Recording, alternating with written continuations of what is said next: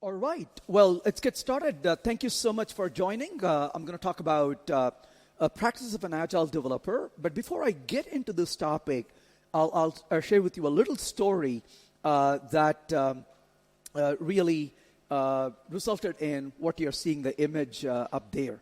I was interested in writing a book on what any developer should do to become a better developer. And I had approached Dave Thomas, the pragmatic programmer, and said, I want to write this book. And he said he's interested in looking at the book. So he was reviewing the book as I was writing it.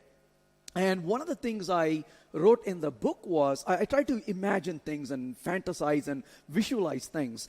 And one of the things I said in the book was that unit tests are like angels on my shoulder. And they whisper into my ears, this code sucks, don't check it in. And so he emailed me saying, well, that's an interesting metaphor. You're thinking about unit tests as angels on your shoulder. Do you only talk to angels or do you also talk to devils? And I said, well, unfortunately, I spend more times with the devils and occasionally I get to really interact with the angels. Well, a few hours later, he sent me a picture of a programmer sitting on a computer and writing code, and an angel on one side of the head and devil on the other side, and said, what do you think of that? And I got really excited about it, so we turned around and completely rewrote the book, and this time as a conversation between a devil and an angel. So the devil tries to tell you all the wrong things to do, and the angel comes back and says, don't listen to the devil, here's the right way to do it. So that's kind of the metaphor of how this really started out. And that's what we're going to be talking about today is the tempting things that a devil is going to tell us to do, and maybe how we can actually do it better with maybe the words of the angel telling us we can do a lot better.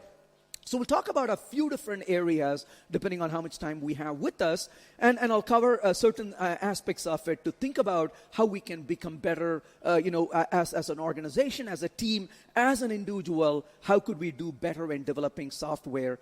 And I want to just quickly mention that this is not a technical talk where I'm going to dive into code as I normally do, but this is, I would say, even more important and timeless in terms of how we can be more effective.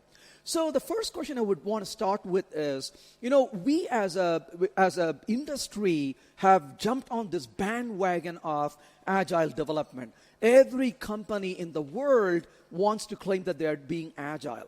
But I want to get to the very fundamental. What does it really mean to do agile development? What does it really mean to be agile in general?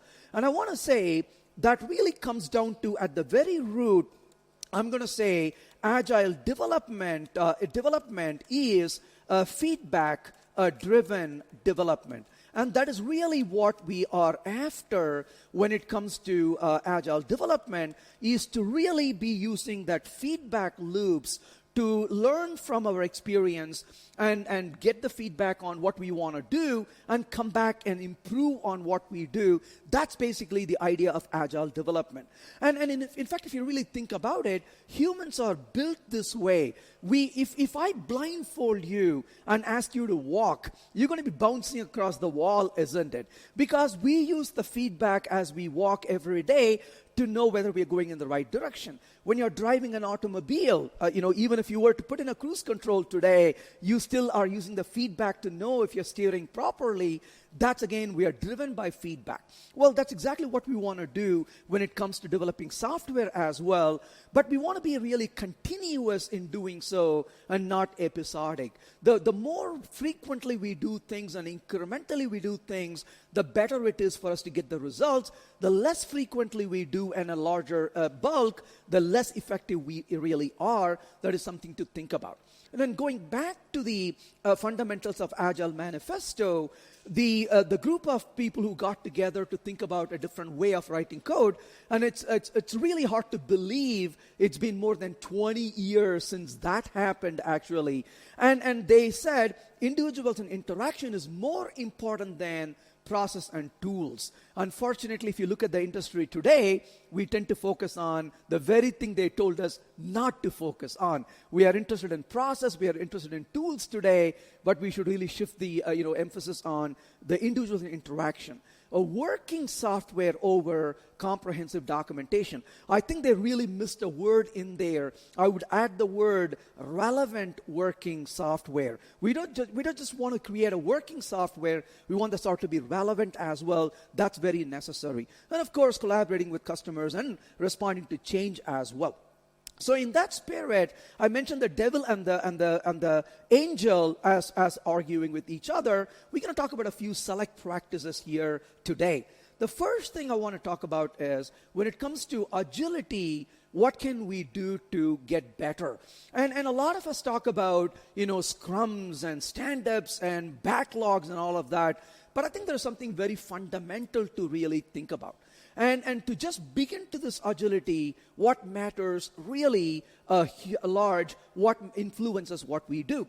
And I'm going to say that comes down to attitude.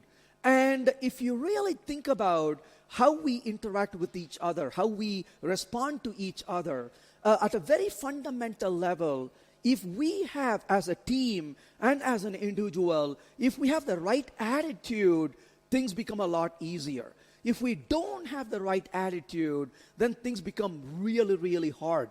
And in fact, the smallest of the mistakes will look like a mountain of mess if we don't have the right attitude.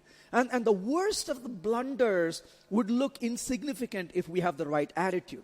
So the first thing, of course, I would say is to focus on the people and the attitude of the people as we work together. So work for the outcome. And of course, here comes the devil. And the devil says the first and most important step in addressing a problem is to determine who caused it. Find that moron, and once you have established the fault, you can make sure the problem doesn't happen again ever. And I'm sure you probably have worked in companies where people are after each other with knives and forks, and you are like, oh my gosh, I don't want to make a mistake, because the minute I make a mistake, I'm going to be held at fault. And that, unfortunately, is a very hard place to work, and we don't want to do what the devil is telling us. And so the worst kind of job we can have is where the team is very reactive, where everybody is blaming each other rather than focusing on solving a problem. And so what we need to really focus on is to fix the problem first and not really affix blame to somebody. Nobody is perfect. I'm going to make mistakes and everybody else is going to make mistakes along the way, but can we really work together to solve a problem? But I'll share with you one experience I would never ever forget. This was way back in time. I was in charge of being a system administrator. So I spent my misguided youth administering large mini computers and large systems. And one day, I was very new to this particular job. I did not know what I was doing. And there was an expert system administrator who was sitting and working and doing some work. And I went to ask a question and I said, hey, how would I do this? And he said, I'm really busy right now trying to get this fixed. So just hang on right here for a few minutes. I'll help you as soon as I'm done with it. So I decided to hang around. As I was hanging around, not being quiet, I kind of looked around and I pressed the little button. And now, of course, I heard a and the entire room became silent. And he just paused because his screen is blank. And he looked at me and said, don't tell me you pressed that button. And I said, I did. And he said, congratulations. We just brought down the entire network. And I said, oops, what's the problem now? And he said, we got about 5 seconds before you hear a knock on the door. And sure enough, 5 seconds goes by, there's a knock on the door. And he looks at me and says, you don't say a word, just be quiet. And he walks over and opens the door, and there is a corridor full of people angry because a server just came down. And he opens the door, looks at them and says, yes. And they said, well, looks like the server is down. And in a very straight face, he said, we have no clue why this happened, Venkat and I are working really hard to fix this mess right now. So if you will just give us some break, we'll get this running. And they're like, okay. And he closes his door and says, let's get this damn system back up and running. And we just go through a reboot process and get everything back up and running. And everything comes back to life. And he's like, okay, that's good. Now we can get back to work. And I looked at him and said, but wait a minute. You could have thrown me under the bus right there, and you could have said, here's the moron who pressed the button. You take him away while I fix it. Why did you not say it? And he said, how is it going to help anybody if I did that? And that was a lesson I learned really the hard way. And what an amazing person. And, nearly 30 years later, I'm here to tell that story. But the point is, that is fundamentally coming back to attitude. So what if we have an attitude where we said, I want to focus on fixing the problem, not on, affixing blame? We tend to work very differently as a team together. So be part of a solution, not part of a problem as much as you can. So in a sense, as the angel says, be part of the solution, not the problem. Blame doesn't fix bugs or create working code. So instead of pointing fingers, point at possible solutions. And in that case, every mistake becomes a learning opportunity, and we can work towards a very positive outcome.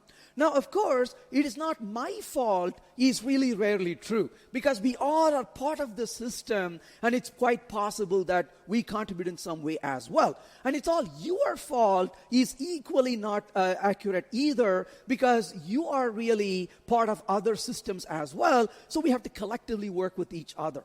Of course, if you're not really making any mistakes, you're not really working hard, and you're not learning. And to me, the biggest worry I have is not that people are failing. My biggest worry is that they're not failing enough, and they're not failing fast enough. So we learn from our failures. I say any failure that's not fatal is a good failure to have, because we can learn from it and we can go on. So that's very important. And of course, rather than arguing about a lot of different things, we can simply focus on solving the problem and learn from the experience, and that usually is very rewarding.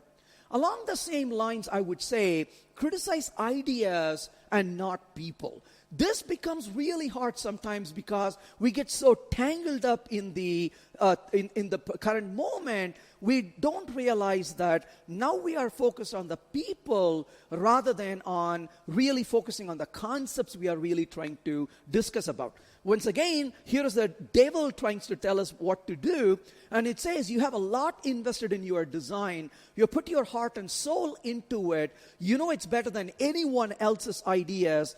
Don't even bother listening to their ideas. They'll just confuse the issue. Now, this is where I would say, don't design emotionally. One of the key things to really think about is to separate ourselves from the problem we are trying to solve. Then we are much more responsive to look for solutions and ideas. Then anytime I sit down, they say, well, here is my idea. That's your idea. I always remind people, no, we don't want to have the conversation, my idea and yours, because automatically when the terms used are my idea and yours, we are trying to defend against these ideas. Why not simply focus on our idea as a team, and we can focus on solving the problem collectively as a team rather than trying to really defend against yours versus mine? That can be more effective in general. Sure, we want to take pride in what we do. There's no doubt about it. But when it comes to presenting ideas, try to really avoid negativism in terms of criticizing the person behind the idea. Instead, focus on the ideas themselves. For example, let's say you're looking at a design. You could look at the design and say, well, that kind of is silly. I can't even imagine you came up with this stupid idea because this will not solve concurrency. Or you can say, hey, thanks for proposing that idea, but can you explain how this code will handle concurrency, because I'm not quite seeing it yet. Now we are not talking about the person, but how about the design and the concurrency issue in it? And the person may tell you, gosh, I never thought of concurrency. And you could say, yeah, let's now think about how we can incorporate that in the design. Or the person will say, well, this is a completely single-threaded environment. We don't care about concurrency. And you're like, oh, yes, of course. You don't feel like such a jerk actually bringing it up because you politely asked it as a question rather than trying to, throw that idea, into a curve. So essentially, we want to keep in mind that design is full of trade-offs. And there is no perfect design idea almost ever. So as a result, it's full of compromises we want to really take one way or the other and figure out what actually works. And sometimes certain ideas are really good, but in another context, it may not be really that good. Even over time, a concept or an idea or a design that was really good at one time may not really be good after a certain amount of time because the constraints have changed around it, so it's important to reevaluate it. So listening back to the angel, criticize ideas, not people. Well, take pride in arriving at a solution rather than proving whose idea was better. And I actually came across one company where the team of employees said their manager would always start the meeting saying, here are the problems in the system, and I found who caused all these problems. It was me. So now that I messed this up, who can help me to solve it? So he would take away the burden of people trying to defend against a solution, rather they can focus on really solving the problems. And in this particular case, again, to emphasize, we want to really keep the focus on the issues and not on really the people and not put them on a defensive at any given time. So always contribute ideas, but don't expect everyone to take it and use it because there may be a right time for it. Maybe a different time is a better time for ideas sometimes. And of course, one of the terms I refuse to use is I refuse to use the word best practices. I cringe on the words best practices. If somebody comes to me and says, what are best practices? I say there are no best practices. There are only better practices. And the practices may be good in certain contexts, not good in another context. If I ask you, should I jump out of the second floor of a building? You would say, that's not a best practice, right? But what if I say the building is on fire? You would say, what are you waiting for? So whether I should jump out of the second floor or not depends on the context, really. So, and somebody says, I want best practices. What they're telling you is, give me a checklist, and I'm going to tick on those checklists, and if it doesn't work, it's not my problem, because you gave me the best practice list, and I'm just following it, right? So it's really important to evaluate better practices and decide what may make sense based on the context. And like I said earlier, be an emotional but being unemotional doesn't mean being indifferent. You want to be connected, you want to be involved, but at the same time, don't feel like you have to defend your ideas is generally a good practice to follow. So we talked about how do we fundamentally start this, so to say, the transition to be agile in what we do is to focus on your attitude as an individual, as a team, and focus also on really the problems we are trying to solve and solutions for it, rather than criticizing people in general. Well, let's talk a little bit about how do we go about feeding the agility once we get moving. Well, when it comes to the development cycles, we want to really focus on getting the results in a nice, continuous manner. In a way, you would say you are agile when you can be sustaining the pace of agility. You want to keep moving constantly as time goes on. And so how do we manage to provide that? One of them is to keep up with change. Well, the fact that you are really interested in spending time outside of work to really explore, it shows that you want to think about doing things differently to improve on things as well. Unlike what the devil wants to tell us, technology changes so fast, it's overwhelming. That's just the nature of it. Stick to your old job with the language you cannot possibly keep up. So there are times when we are really focused on what we do. And I remember one situation where there was one developer, a fairly good developer nevertheless, has been programming in a proprietary language for 10 years, working in that particular company. And the person had a really good job, not a problem, and a fairly stable job as it appeared to be, and was investing all the time and effort learning this particular proprietary language and the proprietary technology. Well, in one day, the person lost the job because the company decided to lay off people and said, we don't want you anymore. And the person with more than 10 years of experience now had to look for a job. And I knew this person fairly well, so he called me up and said, hey, I'm looking for a job. Can you help me with anything? So I had a client of mine whom I had a good relationship with. I said, would you please talk to this person? Well, the CTO of the company called me back and said, hey, I wanted to talk to you about the candidate you mentioned we should talk to. I said, what do you think? And he said, I'm really not sure what to say because this person is extremely good in doing things we have no use for. And the technology that we are using and the type of products we are developing, this person has no clue at all. So if we hire this person, it's going to take a long time for this person to become productive in our company. So I'm not really sure what to do, but I just wanted to check with you before we say no. And this is one of the problems we need to think about is, I want to really say, so in general, it is not important to be employed as it is to be employable. So being employed, well, good job, that's great. You have a job, you can celebrate it. But the key is, are you employable? And to be employed, you got to show up to work. But to be employable, you need a lot more. Because you need to stay current, you need to stay diversified with the knowledge portfolio, you need to know what the latest trends are, and it's not that you need to be an expert in any of those things, but it's important to be aware of those things so we can talk intelligently and jump on and show we can adapt to things fairly quickly as well. That becomes very necessary. So that employability requires that we stay up with things as they change. So you definitely are in an exciting and ever-changing field. There's no doubt about it. But we cannot afford to stay ignorant of a lot of things as they are evolving. And so if you really think about this as a pyramid, right? If you think of a pyramid, at the very top of the pyramid, if you draw horizontal lines on the pyramid, if you take this pyramid and you draw a line there, that triangle is very small compared to the bottom area. If you draw another line, that is again small compared to the bottom area. Now the top triangle that you saw up there is what we know. The second one is what we know we don't know. And then there is a vast amount of, I don't even know what I don't know. And that is a very scary situation to be in. And you could be in a meeting and somebody refers to a particular framework and you're like, what is that?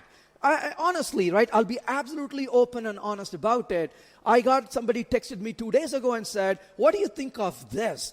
And I said, I have no clue what that is. And they said, gosh, that's a programming language. And I'm like, my goodness, I'd never heard about it. I now need to go investigate and see what it is. So essentially, that concern of, I don't even know what I don't know is something we need to think about. So at the best, we cannot fill that small triangle in the top with everything, right? There's only so much area there. If you want to bring something into that area, you got to get something out. I might be really, really good at a certain technology today, but I'm fading away with things I knew 5 or 10 years ago. I cannot be expert in all of them all the time. That's not possible. But at least what I can try is take the things from the unknowns of the unknowns to knowns of the unknowns. I already know that I don't know, but I know enough to go learn about it. So in other words, can you give me an elevator pitch about something? For example, if you are a back-end developer, you cannot be an expert in everything. But if I ask you, why would you want to use Spring versus Micronaut versus Quarkus, you should be able to explain to me why you would use one or the other if you're using back-end one of these technologies. Similarly, when I talk to a front-end developer, I would say, why would you use an Angular versus React versus a Vue.js versus a Vanilla.js? And I want them to be able to explain why I would choose one or the other. They may not be an expert in Angular, or if anybody can be, or an expert in React or a Vue for that matter, but I want them to know that these are different technologies available and more, and why you would use one or the other. So that idea of knowing the unknowns is really important when it comes to doing this. And so what are the latest buzz? What are the things people are talking about? How do we keep up with it? And this is one of the strange things in our field is being a professional. When I was in school, this was easiest life, if you will, because all I had to do was read what my professor wanted me to read and vomit on the exam, and I'm done. But when I graduated is when the real challenge happened. And as a professional, so what sets a professional apart from a non-professional or a non-skilled labor? Well, as a skilled labor or a professional, you have to learn every single day. You can be in the field where they learn something once upon a time and keep using it over and over. Our job requires learning every single day. And I've been a better student, a much hardworking student, after I left school than when I was one as a full-time student. And that is what a professional really is. We have to learn continuously. So one way to really keep up with that is to attend local user groups. And attending a local user group, you go to a local user group, typically they have a nice pizza or food in the evening, so you're not going to go starve late in the evening. You can even take a friend these days to a user group. You listen to somebody talk about something, and the benefit is far-reaching. You not only listen to a talk on a topic you may not have heard about, but you get to network as well. That becomes very important. And talking about networking, I'll give you an example of this. I was asked to come do a lot of training for a company, and as it turned out, this was a huge business for me. I ended up spending nearly 4 or 5 years training in that company. But the day before this started, the CTO wanted to talk to me and interview me and say whether I'm really a candidate they want to hire as a consultant to come and do all this training. So I'm walking into the company, and as I'm walking in, the CTO was around, and as I was approaching to meet him, I heard somebody from the other side say, "Hey, Venkat." And I turned around and said, "Hey, hello," and shook hands for a minute before I went to see the CTO. And the CTO looked at me and said, "You know this guy?" And I said, "Oh, of course, I've met before." And he looked at the guy and said, obviously it's one of the employees working in the company, and said, "So you know Venkat?" He's like, "Oh, of course I know Venkat. I've seen him several times in the user group." And he says, 3 o'clock, my office, I need to talk to you. I'm like, my deal is done, right? Because you got somebody inside who's going to talk to you about, hopefully, right, in a good way, and say, don't hire this jerk. But the point is, somebody inside working for him knows me. What's a better reference to have than that, isn't it? And so almost at the time I was like, this deal is made, and the rest of it is just to make sure I get through the next hour talking to the CTO. Well, the networking aspect can be extremely powerful as well, and these contacts that you develop by being in user groups and so on. Attend workshops or conferences like you are doing. Read voraciously about the topics you want to really learn about. There is such a wealth of information available today, and just a one keystroke away or one mouse click away, if you will, we can find it. So here's the angel again recommending, constantly be aware of new and emerging technologies. You don't have to be an expert in everything. You can be, but familiar with the industry is heading. So one of the things I tend to do is when I go to user groups or when I go to conferences like this, in all honesty, I am listening to somebody and they're saying, I'm using this particular tool, or I'm using this particular product, or I'm using this particular technique. And immediately There is no faster way, and call me old school. We have devices, right? We got a handful of devices everywhere with us, but I'm listening to somebody say something, and immediately, honestly, here is my notes taking. There's always a paper I have with me, and immediately I would scribble on it something I heard about. And that immediately goes into my list of to-dos, so I can investigate that a little further later on to see what the tool is, what the technique is, or what that particular, a particular library is, or a framework. I can get something to understand, so that can help us a great deal. So being in this kind of environment. Another thing to really consider, if you are in a conference like this, you probably have noticed this quite often. You probably go to a conference or a user group with a bunch of colleagues from work, and guess what we all do? We tend to cluster around the people that we know, right? If you look around the room, you can see these clusters, right? And I won't do this to you, but if I ask you who works with each other, more than likely that's not the first time you've met that person.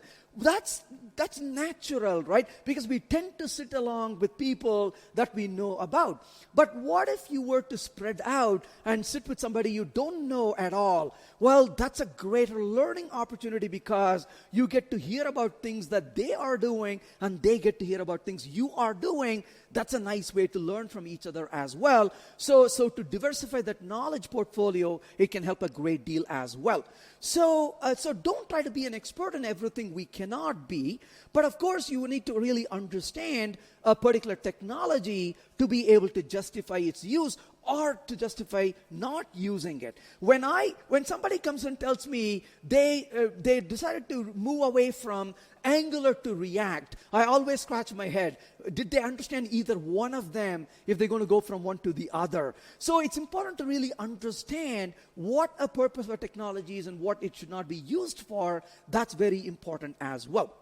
But of course, I want to separate what I am learning from what I am using. In some teams, in some companies, what people use is equal to what they know. That is dangerous. I would say you should know a lot more than what you actually use. So there should be a separate thread of learning continuously, prototyping, trying ideas, and then you can use things on production. Some people will try to use in production what they want to learn, because unfortunately that's the only opportunity for them to learn something different. That is a very poor environment to be in. We need to have a separate area of trying and testing things and prototyping, separate from what we actually use at work. That's very important for us to do as well. But of course, invest in your team. And oftentimes, there was a saying, I don't remember who said this, but the saying said the following. It said, you are worried that you may train a person and they may leave your company. But what if you don't train the person and they stay for a long time? Well, which one is more troublesome? Is it good that they get trained and leave, or is it good that they never got trained, but they stay with you for 10 years using obsolete things? So it's important for us to invest in our teams continuously for their learning. Again, the devil tries to tell us the wrong thing. Don't share what you know. Keep it to yourself. It's your advantage to be the smart one on the team. As long as you are smart, you can forget those other losers. Well, sometimes you have people who are like trying to hold on to the things they know. They don't tend to share as much, which is really not a good idea. So you want to feel like you're working in an intelligent and smart team. You want to raise the bar for your team in general. And of course, you lose what you don't use. So you want to really try to really bring others up to speed. And I would say, this is from my own realization, I would say, knowledge. So knowledge is the only wealth that I know grows when we give. So if I give you $10, I'm going to be poorer by $10. But if I share with you something I know, as I'm explaining it to you, you're going to ask me questions, or even a quizzical, phase that you have. I realize I'm not explaining it enough, or I need to understand a lot more than I thought I understood it. So almost every single time we share what we know with somebody, our knowledge only becomes richer over time. This is a great way to really enrich ourselves while enriching somebody else as well. So you want to really be part of a mature team and you want to raise the bar. So one way we can do this is to have potentially brown bag sessions. So to have a Wednesday afternoon, maybe during lunchtime, invite somebody from your own team to say, why don't you give a talk on this particular topic? And while we sit down and eat, you can talk about your experience learning this. And I remember this one experience I would never forget. This was my very first job about 35 years ago. And I was like, my goodness, I'm first time in a company working. And I was working there for 2 months. And my boss came to me and said, hey, as you know, I've been there for 2 months. He said, as you know, every Friday at lunch hour, somebody gives a talk and we all order food and we eat as a team. And we decided next month, you're going to give a talk. And I was kind of shocked. I said, what could I talk with 2 months of experience on my first job? So I was scratching my head. And of course, I decided to put a talk together, and I was writing a talk one day when my wife came along and said, so it looks like you're preparing for a talk. I said, yeah, that's a talk I'm going to give at the company. And she said, really? You've been there only for 2 months? I said, yeah, but they wanted to give me a talk, and I showed the title to her. And she looked at the title and said, I hope you have another job lined up already, because the minute you give this talk, they're going to fire you. And I said, yeah, let's find out how it goes. My talk title was the product name we were building. And I said, product name, I won't mention the name of the product right now, product name, an object disoriented system. And I called it as a disoriented system, and she's like, oh my gosh, you're going to be in trouble by calling it disoriented. Well, I went there and I said, here's what I'm learning from this application we are building, and here are parts I really like, and here are parts I think not really done well, and here's why I think it's disoriented, because there's lack of consistency in the design. And everybody, the senior developers in the room, are sitting and listening to this little kid talking about this particular product. And when the talk was over, my boss came to me and said, so, that was your talk, huh? And I'm like, okay, that's it. He's going to show me the door, right? And he said, good talk, by the way. Now go fix everything you talked about. And I'm like, okay, now this is even worse, right? So he gave me the job to go change the design that I identified was flawed. But the point really is we can learn a great deal by inviting people to talk about stuff we are working on, things that they're exploring, and that's a great way to really invest in the team and to raise the bar as well. And of course, it raises the awareness of the entire team. As I mentioned in this particular case, the team was aware of things they could really focus on and where we could moving in the future in this particular development. So raise the bar for the entire team, increase their knowledge and skill, and of course, brown bag sessions can be really a great way for us to do that as well. And of course, pick really good books for sessions. I know personally some companies do this quite often, where they have a book club and they invite the team to read some chapters every month, and then they spend the time going over it. And then over a year, they churn through 4 or 5 books doing that. That's a great way to motivate an entire team to actually read a book collectively, so we raise the bar on that as well. Now, keep the discussions within the team. Don't try to make it a corporate event where it becomes too large scale. I would rather have 3 or 4 people in this conversation, maybe 7 or 8, not really 30 or 40 people, because you really want that good discussion to happen. And stretch beyond technical books. But of course, don't turn this into design meetings for the product. These should really be learning sessions that you can benefit from. So, of course, when we are, developing an application and we want to be agile, one of the words you want to think about is, how can we be sustainable in our development? In all honesty, I would argue the word sprint is a terrible word, because who is sprinting? Somebody who is in a short race sprints. Yeah, but a lot of things we do is a marathon, not a sprint. And if you're in a marathon, you don't run like a person sprinting. You won't sustain it. So sustainability is extremely important. How can we feel that we can sustain this? Well, that's where the rhythm really comes in. So we want to be able to feel the rhythm. So what does it really mean to feel the rhythm? Well, of course, the devil says, we don't have time for code reviews, so don't bother doing it right now. You can do it at the end, right, at a later time. Oh, of course, we have not done any release in a while. We can do this later as well. Not a really good idea. We want to really bring the rhythm into development. So one of the biggest challenges with what we do is when we don't do things frequently and continuously in our development. So in a sense, you want to keep the cycle really short, and methodically you want to be doing things in incremental fashion. That is very important.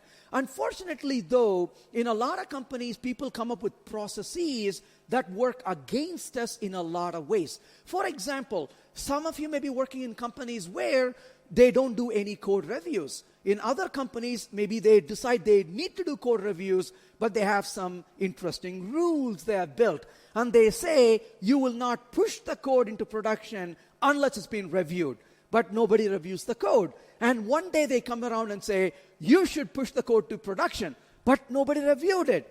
Well, they look at somebody like, review it today. And what is the review usually when you have to do it so quickly? It looks good. So the review was not effective at all because we were trying to really satisfy a process rather than focus on a continuous review. So I often tell people, just using review as an example, I often say, if you want my blessing, ask for a review, at the end.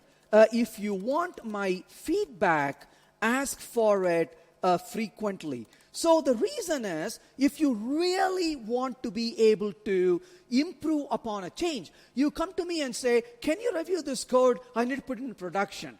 And I say, well, let's start with this first idea. I think we can do better. You're going to say, are you kidding me now? I need to push this into production in 1 hour. I don't have time for that nonsense. Let's get moving.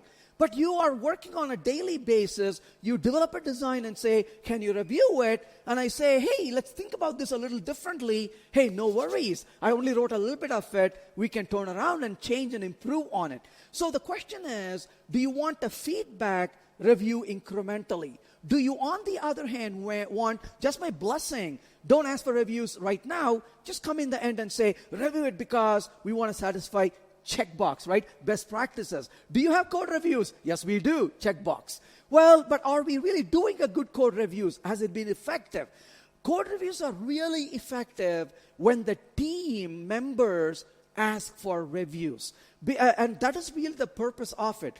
When I write things that are of real importance and value, I go to people and say, could you please review this for me? And they look at me and say, I'll be glad to, but why do you ask me? I say, because the last time you did, you tore it apart. And I really, really learned from that experience. I'm thirsty to learn from that, so please do the code review for me. That's what I often ask for, and the benefit is there when that happens. So you want to have this rhythm where we do things continuously rather than once in a while, and so we want to really be able to feel that rhythm. So, be very deliberate about it and say, let's define a cycle when we're going to be doing these things, and like a clockwork, in that cycle, we want to keep doing things. So follow a regular length of iteration.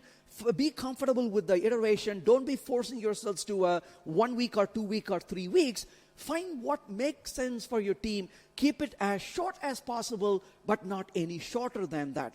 And of course, be very regular and repeat it at that interval in everything you do. And a few more things for the next about 5 minutes we have I want to talk about. And letting the customers make a decision is extremely important.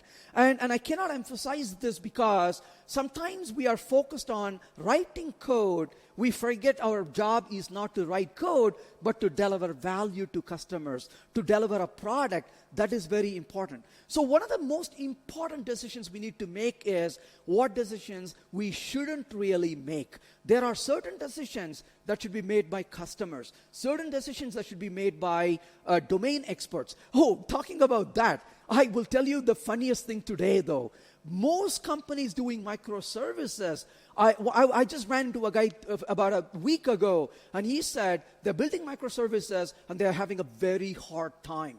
And I asked him, who is designing all these microservices? And he looked surprised and said, what do you mean? I said, who is involved in this? And he said, our architect and the team full of developers. I said, that's a problem.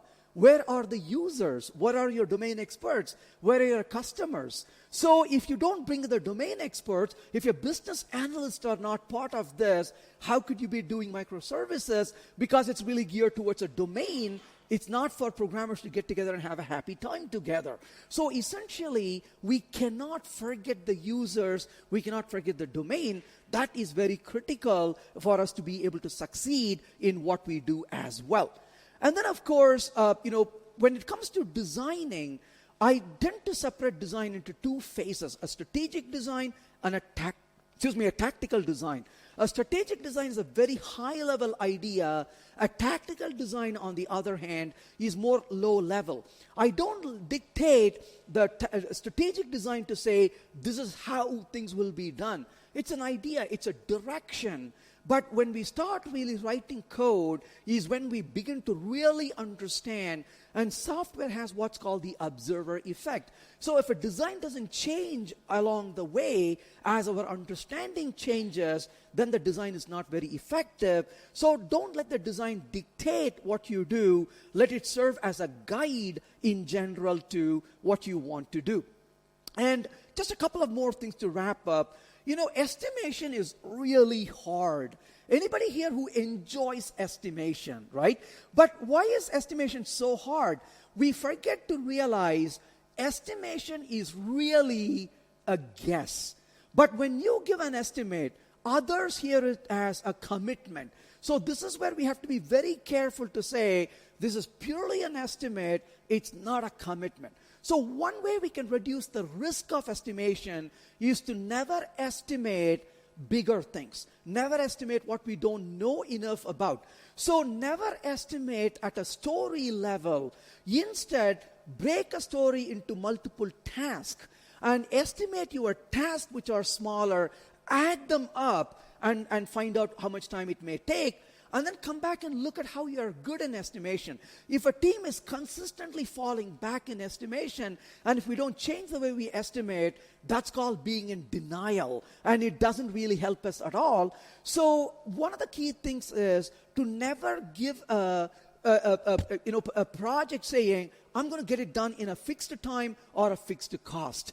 Well, if you really want a time or a cost for a particular application, you can give an estimate to give an estimate. And you can then invest your time and effort into learning more about it and come back and give an estimate over time. And that would be a much better way to estimate more realistically than otherwise. So I'll skip a few more things in here since we don't have as much time to cover through those. But I want to really get down to talking about a little summary of this in the end so that we can wrap this up in here. So we can talk about a number of different ways to be effective. But fundamentally, though, going back to what I talked about, it's really, if you were to look at the book, we got about 45 different practices we talk about in the book. But I would say, what can you do to really produce results? And my answer is, our goal shouldn't be to really do everything. Our goal is to be able to succeed. Our goal is to be able to learn. Our goal should be able to improve what we do. So I would say, take just one practice, if you will, and get good at it. Let me give you one example of it before we wrap this up. I was down in Texas where they wanted me to come and help on a project to succeed. When I walked in, the manager said their goal is to release the product in 6 months. And I said, that's good. How much have you completed so far? And he said, the team thinks we are done 10%, but I think we are done 5%. And there were 3 more months to finish this particular project. And I could have gone to them and said, folks, you all should really do unit testing. Let's start doing unit testing. I would have helped them to fail the project. So it's not about what I think they should do. The question is, how do you get them to succeed and then come back and improve one step at a time?